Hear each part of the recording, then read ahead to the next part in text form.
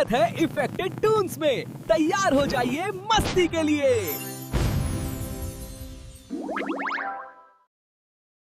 लखनपुर में भोला सेठ नाम का एक व्यापारी रहता था। सेठ बड़ा ही ईमानदार और सीधा साधा इंसान था, लेकिन दुनिया की बातों में थोड़ा भोला भी था। जो भी दो मीठे बोल बोल देता, सेठ तुरंत भरोसा कर लेता।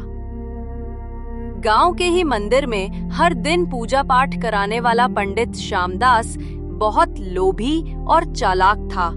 वो हर किसी से दक्षिणा के नाम पर कुछ न कुछ ऐंठ ही लेता था। एक दिन सुबह सुबह पंडित श्यामदास मंदिर में पूजा कर घर लौट रहा था। तभी सेठ भोला वहां आया।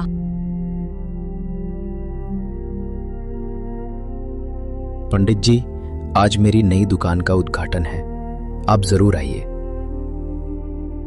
जरूर सेठ जी, बिना पंडित के कौन सा शुभ कार्य पूरा होता है। लेकिन हाँ, पूजा में विशेष विधि करानी पड़ेगी।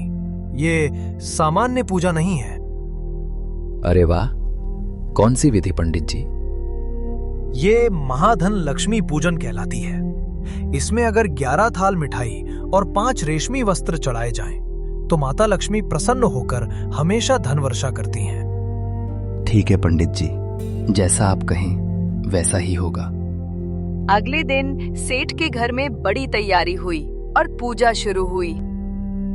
ओम श्रीं महालक्ष्मी नमः। ओम श्रीं महालक्ष्मी नमः। ओम श्रीं महालक्ष्मी नमः। ओम श्रीं महालक्ष्मी नमः। ओम श्रीं महालक्ष्मी नमः।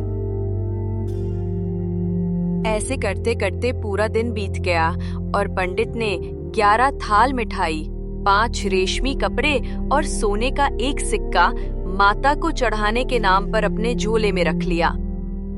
पंडित जी, ये सब अब मंदिर में चढ़ा देंगे ना?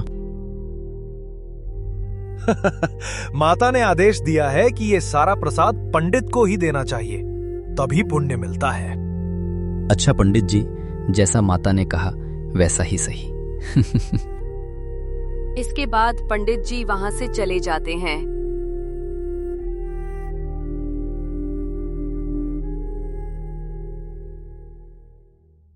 अब पंडित रोज कोई नया बहाना बनाकर सेठ से दान मांगने आने लगा।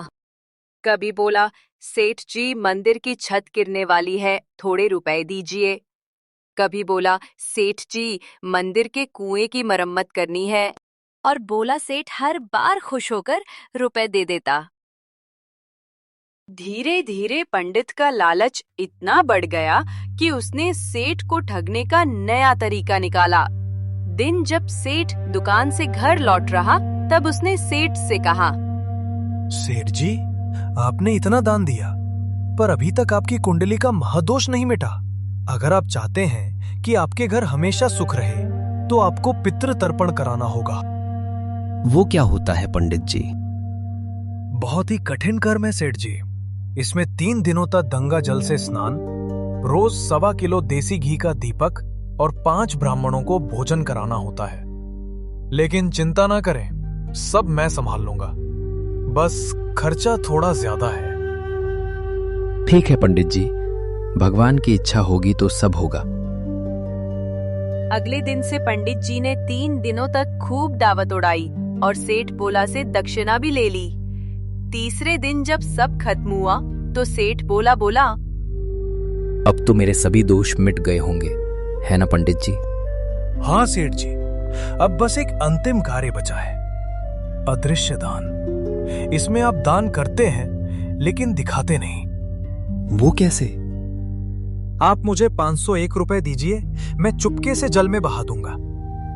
भोला सेठ ने रुपए दे दिए, लेकिन उसी शाम जब वो नदी किनारे टहलने गया, तो उसने देखा पंडित जी वही पैसे गिनकर अपने झोले में रख रहे हैं और हंस रहे हैं। सेठ भोला को समझ में आ गया कि वो अब तक ठगा जा रहा था, मगर वो बदला लेने के बजाय चालाकी से पंडित को सबक सिखाने का सोचता है। अगले दिन सेठ ने पंडित को अपने घर बुलाया।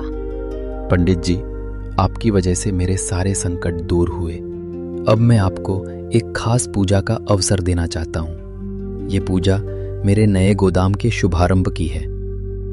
वाह सेठ जी, इस बार क्या व्यवस्था करनी होगी? इस बार पूजा में गुप्त खजाना आवाहन विधि करनी होगी। इसमें एक बड़े बर्तन में सिक्के डालकर जल में डुबोया जाता है। जो सच्चा और ईमानदार होता है उसके हाथ में सिक्के चिपक जाते हैं और झूठा व्यक्ति के हाथ खाली रह जाते हैं। पंडित के मन में लालच जागा। अरे वाह, अगर सच में खजाना मिलेगा तो सब मेरा। वह खुशी खुशी तैयार हो गया। सेठ ने एक बड़ा पीतल का बर्तन पानी से भरा, उसमें चमकते हुए सिक्के डाले और बोला, पंडित जी, आप पहले हाथ डालिए। अगर माता ने चाहा तो धन आपके हाथों में चिपक जाएगा। पंडित ने मन में मंत्र पढ़ते हुए हाथ डाला, पर उसके हाथ अंदर ही चिपक गए। पंडित घबरा गया। अरे सेठ जी, ये क्या हो रहा है? मेरे हाथ तो अंदर ही चिपक गए। सेठ बोला, अरे पंडित जी, अभी तो पूजा पूरी नहीं हुई। आपको 1 घंटे तक हाथ वही रखना होगा, तभी माता प्रसन्न होंगी। 1 घंटे में पंडित के हाथ सुन्न पड़ गए। पंडित जी, लगता है माता ने बता दिया कि कौन सच्चा है और कौन लालची। सेठ जी, मुझसे गलती हो गई। मैं लालच में अंधा हो गया था। ये कहते ही पंडित के हाथ छूट गए। गलती तो हर किसी से होती है पंडित जी, पर आज के बाद आपने जैसा मेरे साथ किया वैसा किसी के साथ मत करना। सेठ जी, आज के बाद मैं कसम खाता हूं कि ऐसा काम फिर कभी नहीं करूंगा।